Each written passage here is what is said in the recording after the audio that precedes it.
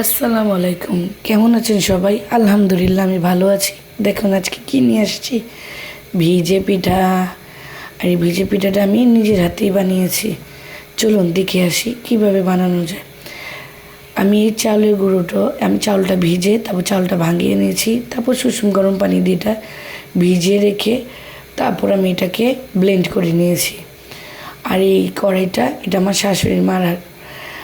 শাশুড়ির মার থেকে আমার শেখা। আর এখন আমি পিঠা বানানোর মধ্যে এক্সপার্ট হয়ে গেছি।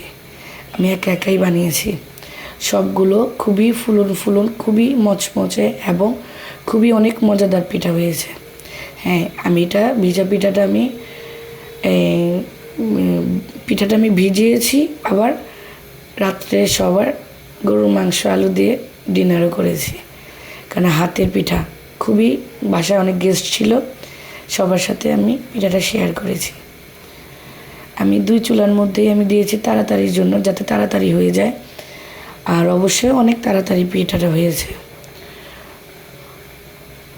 পিঠাগুলো খুব সফট, খুবই একটু মচমচে আর খুবই স্বাদ ছিল। আর ভিজানোর পর পিঠাগুলো খুবই নরম ছিল, কিন্তু কোনো পিঠাই ভাঙেনি।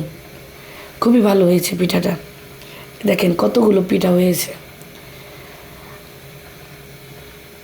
সবগুলো কি লোভ লাগছে, তাই না? আমার কাছে খুবই ভালো লেগেছে। সবাই খেয়ে খুব প্রশংসা করছে। আর হাতে বানানো পিঠা। হ্যাঁ, এখন আমি শিরাটা বসাবো।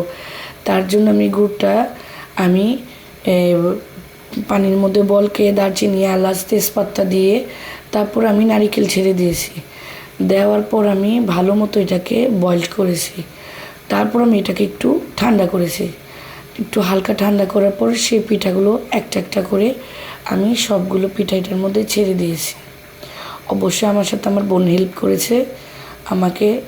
এটার মধ্যে সবগুলো পিঠা ছেড়ে দিয়েছি। সবগুলো যখন পিঠা এটার মধ্যে ছাড়া হয়ে যাবে, তখন আমি এটার সাথে কী অ্যাড করব বলেন? আমি সবগুলো পিঠা যখন এটাতে ছাড়া হয়ে যাবে, তখন একটু নাড়াচাড়া করে এটার মধ্যে আমি এখন দুধ অ্যাড করব। হ্যাঁ, সেটা কিন্তু গায়ের দুধ। আমি এটা গায়ের দুধ অ্যাড করছি এখানে।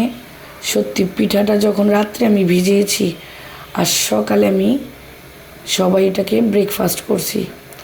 পিঠাগুলো খুবই স্বাদ ছিল, খুবই লোভনীয়। আর শীতের পিঠা বলে কথা, এই যেটা সকালে ভিজানোর পর খুবই স্বাদ হয়েছে পিঠাটা।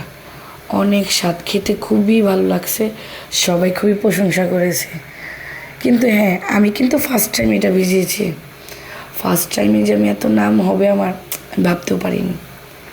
এই যে আমার পিঠা বানানোর সকালবেলা খাওয়ার সময় যখন পিঠাটা বানিয়ে সবাইকে সার্ভ করেছি, সবাই অনেক প্রশংসা করছে। আপনাদের কাছে কেমন লাগছে বলবেন। আল্লাহ হাফেজ।